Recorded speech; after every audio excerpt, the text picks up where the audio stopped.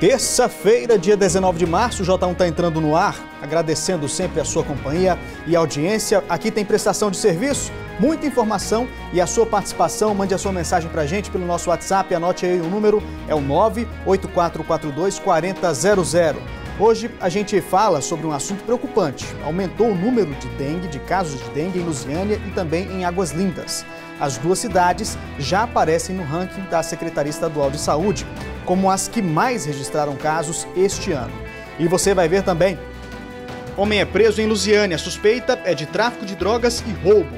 Falta de sinalização em quebra-molas incomoda motoristas. No quadro Faz Bem, a gente mostra o que você pode fazer para aliviar as dores causadas pelas câimbras. E tem dicas de maquiagem e moda para essa época do ano.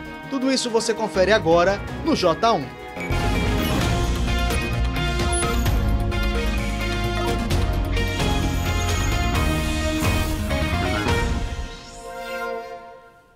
Meio-dia e 2, uma ótima tarde para você. A gente começa falando sobre a prisão de um homem em Lusiânia. Ele é suspeito de traficar drogas e também de cometer assaltos aqui na região.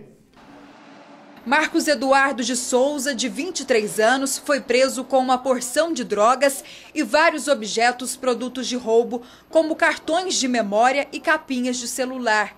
O homem já tem passagens pela polícia por assalto à mão armada e posse ilegal de arma de fogo. Ao indagar se tinha mais dentro de sua residência, ele falou, não tem, se quiser olhar, pode olhar. Isso foi um convite muito bom para a gente. A gente chamou o apoio do CPU e adentramos a residência. Foi uma surpresa muito grande. A primeira porta que a gente abriu, encontramos uma criancinha de 5 anos de idade, que é filha de Marcos Eduardo. E ao indagar para ela desde que hora ela estava sozinha dentro de casa, ela informou, já tem muito tempo. E Marcos já veio atrás, não tem muito tempo não, tem 5 minutos que eu saí, sendo que a equipe já estava à frente da casa dele, já tinha mais de uma hora e meia. A Polícia Militar já tinha recebido várias denúncias sobre um homem que estaria assaltando pessoas na região do Jardim Gá, Estrela d'Alva 9, em Lusiânia. Uma mesma característica em todos os casos chamou a atenção da polícia. O criminoso sempre surpreendia as vítimas com uma faca preta, a mesma que foi encontrada na casa de Marcos Eduardo. Desta vez, um detalhe chamou a atenção dos policiais. Quando eles chegaram na casa do homem, encontraram uma criança de 5 anos que, assustada, disse que estava sozinha há muito tempo. Os dois foram levados para a delegacia. Marcos só foi algemado depois que a filha foi levada pelo Conselho Tutelar. O homem poderá responder por abandono de incapaz. Não deu para perceber muita coisa sobre a situação da criança porque ela ficou assustada. Aquele monte de polícia chegando na casa dela. Então, assim, eu só perguntei para ela, desde que horas você está aqui? Ela já tem muito tempo e o pai já foi, meio que cala a boca, dá licença. Um menino de 9 anos que estava catando material reciclável com o padrasto foi baleado ontem pela manhã. Ele foi socorrido pelo pessoal de uma escola particular para preservar o menino, que estava em uma situação delicada. Nós vamos contar essa história sem mostrar o rosto dos parentes dele. O padrasto usava uma moto para puxar o carrinho com material reciclável. Ele levava o enteado de 9 anos de idade para ajudar e contou que foi surpreendido pela troca de tiros. Parou um carro de um lado, outro do outro, aí começou a troca de tiro. E nós estávamos no meio do fogo cruzado. Se fosse para mim, os caras tinham matado. Não precisava ser com ninguém, não. Tudo aconteceu aqui neste quarteirão que fica às margens da BR-153. E existe um caminho que as pessoas usam para fazer a travessia. Quando os tiros foram disparados, o padrasto acelerou a moto, deu a volta no quarteirão e parou aqui perto da escola. Só depois o menino foi socorrido. Foi para esta escola particular, no centro de Aparecida, que o padrasto correu em busca de ajuda. Estas imagens mostram que depois de deixar a moto em frente à escola, ele voltou a pé para buscar a criança. Acho que a gente não podia deixar de prestar socorro, mesmo sabendo que poderia acontecer o que aconteceu, né? Um tumulto maior, achando que tinha acontecido uma coisa pior para o colégio. O menino foi baleado no bumbum. A bala entrou e saiu de lado. Ele vai ficar em observação no Hospital de Urgências de Aparecida. O Conselho Tutelar foi chamado para acompanhar o caso. O conselho descobriu que o menino baleado e uma irmã dele não estudam e que, por isso, a partir de agora, vão acompanhar a família para garantir que as crianças estejam na escola. De forma nenhuma crianças e adolescentes podem estar fazendo esse tipo de serviço, né? Está totalmente fora com a lei. O Hospital de Urgências de Aparecida de Goiânia disse que o estado de saúde do menino é bom. Ele não precisou passar por cirurgia. A previsão é que ele receba alta hoje mesmo. 3 homens morreram num confronto com a polícia no Parque Serra das Areias, em Aparecida de Goiânia. A polícia disse que 2 deles participaram do assalto à joalheria do shopping no fim de semana. A polícia militar disse que os bandidos estavam acampados na mata na Serra das Areias e que um dos suspeitos atirou contra os policiais, que reagiram. 3 criminosos foram atingidos e morreram. O 4º integrante do grupo conseguiu fugir. A informação é que eles tinham um acampamento no meio do mato, eles estavam homiziados realmente no meio do mato. Inclusive lá no alto morro lá tem umas lonas esticadas como se fosse uma barraca mesmo. O delegado que investiga o caso confirmou a participação de pelo menos 2 desses homens no assalto à joalheria no domingo. Um deles é José Valmon Paiva, que aparece nas imagens de camiseta branca e apontando a arma para cima no corredor do shopping. A princípio, todos, né, que foi feita a qualificação têm passagens, né, por roubo, latrocínio, receptação, então já estão no mundo do crime. Eles são conhecidos da região, moram próximo e deveriam estar presos, né, infelizmente estavam soltos aí cometendo novos crimes. Os nomes dos outros suspeitos ainda não foram divulgados. O 4º homem que fugiu também já foi identificado e está sendo procurado.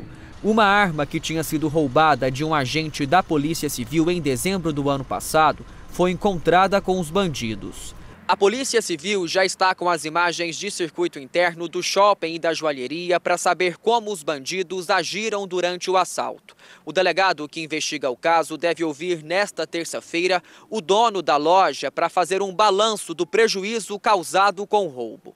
O assalto aconteceu na tarde de domingo e levou pânico e correria entre clientes e funcionários. A ação durou cerca de 1 minuto. Os bandidos armados renderam seguranças do shopping, quebraram a vitrine da loja e roubaram joias e relógios. O caso está sendo investigado no 5º Distrito Policial de Aparecida de Goiânia. A gente anuncia agora que Antônio Carlos do Nascimento, de 37 anos, esse que está aparecendo agora aí na sua tela, está desaparecido desde ontem. De acordo com a família, ele foi trabalhar, como fazia todos os dias, por volta de 6 horas da manhã e não voltou mais. Foi visto pela última vez no setor Norte Serrinha, próximo à rodoviária interestadual aqui em Lusiânia. Quem tiver alguma notícia do Antônio pode entrar em contato com a Ellen, que é a filha dele. O telefone da Ellen é o 99208-0748. Vou repetir, 99208-0748. Intervalo comercial. Na sequência, a gente fala sobre um caso preocupante. Aumentou o número de casos de dengue em Lusiânia e também em Águas Lindas de Goiás. Voltamos daqui a pouco.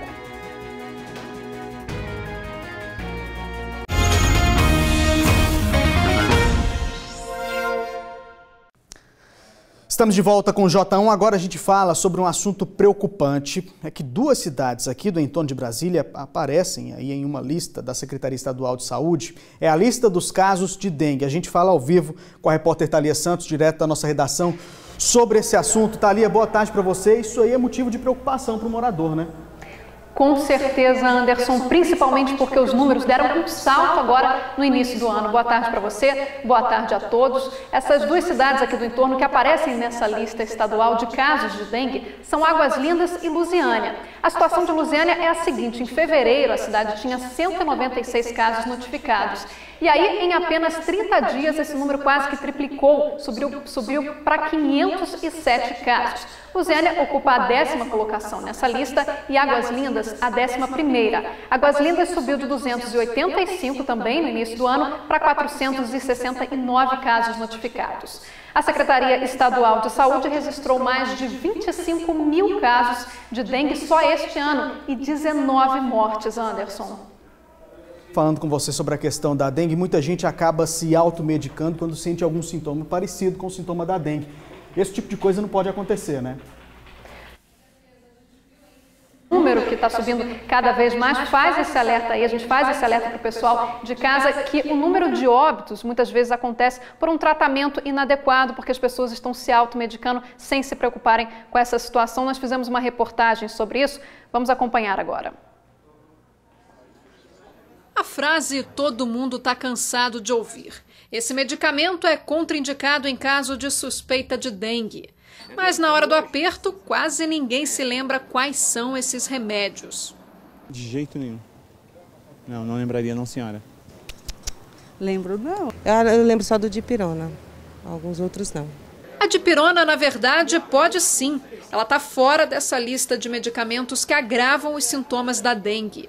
Os contraindicados, anote aí, são principalmente os analgésicos e anti-inflamatórios à base de ácido acetil salicílico, como aspirina e AS, e outros à base de ibuprofeno, diclofenaco e nimesulida. Todos devem ser evitados se houver suspeita de dengue. Os farmacêuticos sabem da contraindicação e orientam os pacientes. O problema é que muita gente já chega querendo se automedicar.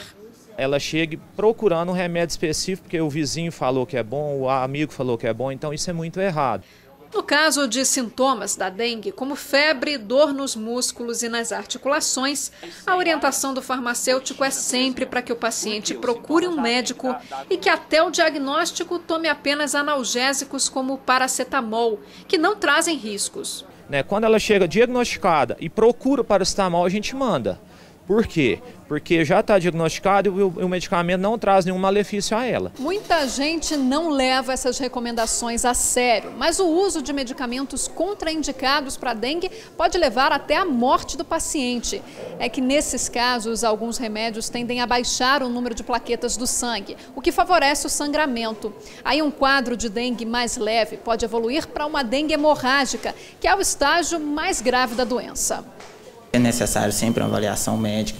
Só um médico é o profissional capacitado para poder fazer essa avaliação, fazer uma anamnese correta do paciente, na maioria das vezes auxiliado por um hemograma para a gente ver como está realmente essa situação do paciente, como está esse valor de número de plaquetas, para a partir daí estar indicando um tratamento correto. Do contrário, quando o tratamento é feito corretamente e com acompanhamento médico, a doença raramente evolui e a cura é mais rápida. A partir do momento que é iniciada uma hidratação vigorosa, já no início, o medicamento correto a partir do início, feito um acompanhamento adequado dessa série vermelha do paciente, a chance de cura é infinitamente maior. A Rosilene é um exemplo a seguir. Desde o início dos sintomas, ela procurou orientação médica e nem pensou em se automedicar. Eu segui a orientação do médico direitinho, tomei as medicações direitinho, aí eu me tratei, graças a Deus. Mas eu corri logo para o médico. Fico alerta, então, para que as pessoas jamais se automediquem, em hipótese alguma, e sempre procurem orientação médica. E agora a gente fala sobre o combate à dengue, que é um trabalho que precisa ser feito em conjunto do morador com a prefeitura. O setor de endemias aqui de Lusiânia tem trabalhado nesse sentido e é sobre isso que eu vou conversar agora com o Valdaire Bispo de Oliveira, coordenador de endemias aqui de Lusiânia. Valdaire, obrigada pela sua participação aqui com a gente no J1. Boa tarde para você. Boa tarde. Valdaire, eu queria começar te perguntando qual é a rotina que os agentes visitam as casas da pessoa para fazer esse trabalho. Eu agradeço muito ao empenho dos agentes de endemias nesse período, que estão empenhando o máximo para poder combater esse vetor que está tanto prejudicial à saúde das pessoas. E estamos fazendo serviço de rotina, as nossas visitas domiciliares, e estamos fazendo também o trabalho de sábado, que é um trabalho de recuperação de imóveis das casas pendentes que ficou durante a semana. E em breve nós vamos fazer o manejo ambiental, recolhendo todos os entulhos inadequados que estão dentro do lote das casas e levando para um lugar seguro. E, Valdaire, normalmente qual a maior dificuldade desses agentes? O que eles encontram nessas casas que está errado, que precisa ser modificado? A maioria das vezes que o que mais acontece com a gente, às vezes, os moradores que ainda não têm a consciência de receber os nossos agentes de endemias, que faz o possível para poder voltar àquele imóvel que ficou fechado, e também as casas pendentes, casas que às vezes as pessoas moram aqui em Lusiânia e trabalham em Brasília, e as casas sempre ficam fechadas. E aí o vizinho, que está cuidando do quintal, está tomando todas as medidas, acaba prejudicado por esse outro que não está deixando a gente entrar a fazer o trabalho. Além de fazer, não deixa a gente fazer o trabalho e não deixa o que é mais importante, a gente orientar as pessoas pessoas no sentido de como evitar o terrível vetor, o mosquito Aedes aegypti. E em um caso como esse, os agentes voltam posteriormente nessa mesma casa, eles tentam quantas vezes? Eles voltam no mesmo dia para poder tentar recuperar aquele imóvel e, se não conseguir, voltam nos finais de semana, que é essa equipe que a gente tem no serviço de sábado para poder fazer a recuperação daqueles imóveis. Então, a nossa pendência gira em torno de 18%. Com esse sacrifício de voltar aos finais de semana, a gente está diminuindo ela em torno de 10%. E Valdari, esse período de chuva agora, de chuvas fortes, um dia muito quente, de repente chove, fica propício para eclodirem os ovos dos mosquitos? Exatamente, fica muito propício, porque quando chove, o mosquito Aedes aegypti, na realidade, ele desova na parte úmida do recipiente. Então, quando vem a parte quente do dia, o que acontece? A água sobe, chega até os ovos e aí faz as eclosões. Tá certo, Valdari. Vou interromper agora a nossa conversa. No próximo bloco a gente volta a falar sobre esse assunto. Uma pergunta do pessoal que está em casa que pode mandar aqui para a gente. É com você, Anderson.